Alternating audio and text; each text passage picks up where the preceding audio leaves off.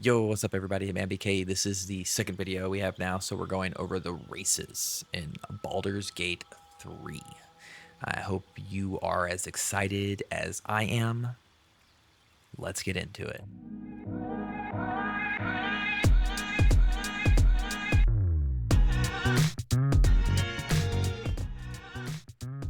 I love that little intro, y'all.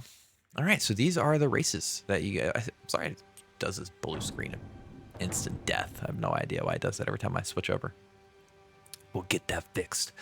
These are the races, y'all. We have, what is it, 4, 8, 9, 10. We have 11 races. So we'll just go right into this. Your first race you can choose is the Elf. Elf will have 9-meter movement per turn. You have proficiencies with long swords, short swords, short bows, and long bows. You can see in the dark up to 12 meters, and you'll have Fey Ancestry, which you can have an advantage on saving throws against being charmed, and magic cannot put you to sleep. Your sub-races here are the High Elf and the Wood Elf. The High Elf gains a Firebolt cantrip, and the Wood Elf increases your movement speed. The Tiefling is the next class you can choose from. These will have a 9-meter move. Essentially, you have 9 meters you can move. You will be able to see in the dark up to 12 meters, and you have Hellish Resistance, which you can have resistance to fire damage, taking only half the damage from fire damage. Your sub-races here are Asmodeus Tiefling, which is going to let you produce flame in your hands. The Nope, not pronouncing that, which is going to give you Mage Hand for 10 turns, which you create a spectral hand that can manipulate and interact with objects. And the Zerial Tiefling, which will give you... I feel like you guys need to be like an expert at English in this. This is going to give you an advantage on intimidation and performance checks for 10 turns. So that's your Tiefling. The Drow. The Drows are going to have 9 meters. They're going to have a weapon training. You'll have proficiencies with rapier, short sword, and hand crossbow. Superior dark vision, so you can see in the dark up to 24 meters. Whereas the Elf and Tiefling you could see up to dark in 12 meters. And Fey Ancestry, which you gain an advantage on saving throws. Basically, you can't be put to sleep, and you have some resistance against being charmed. And there are 2 sub-races here, which do not look like they alter anything. And then you have the human. Who doesn't want to be a human in a fantasy game?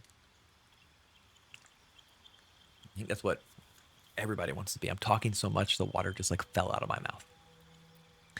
mouth. Humans will have 9-meter move. Civil Militia, you'll have weapon proficiency with spear, spikes, glaives, armor proficiencies with light armor and shields, and human versatility, which you can select an additional skill to be proficient in, and your carrying capacity is increased by 1/4. There is no anything else there, right? You're a human. I'm not gonna say you're boring, but if you choose this class, y'all, this race, I don't know, Githyanki. I don't know. How do you pronounce that one?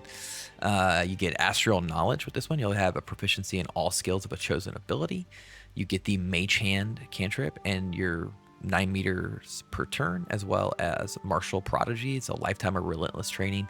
Gives you armor proficiency with light and medium armor, as well as a proficiency with the short sword, long sword, and great sword. And you've got the cool Dwarf. Their move amount is shortened, so it's 7.5 meters, something to keep in mind.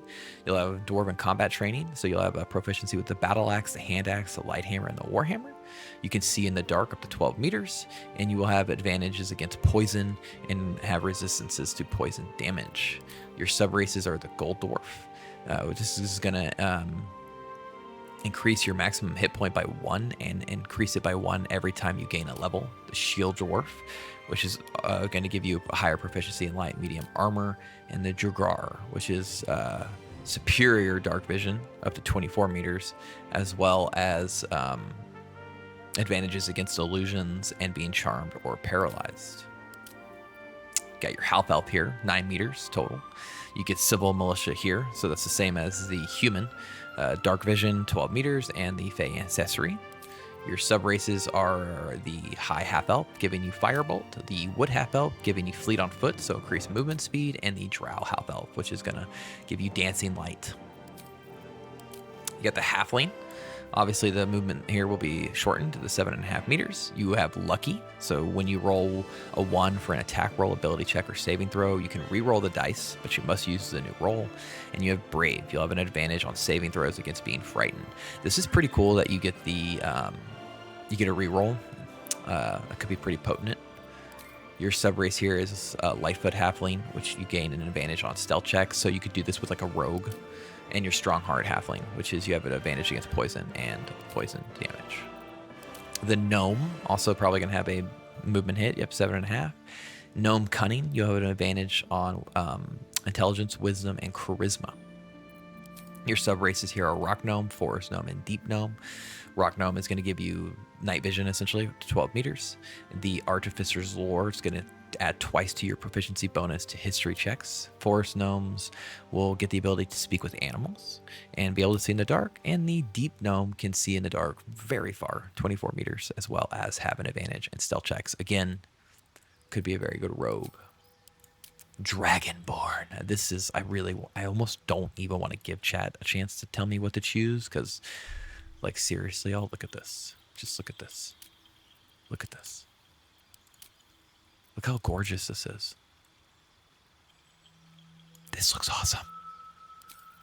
The Dragonborn is going to give you 9 meters per turn, and then you can really come in here and start updating.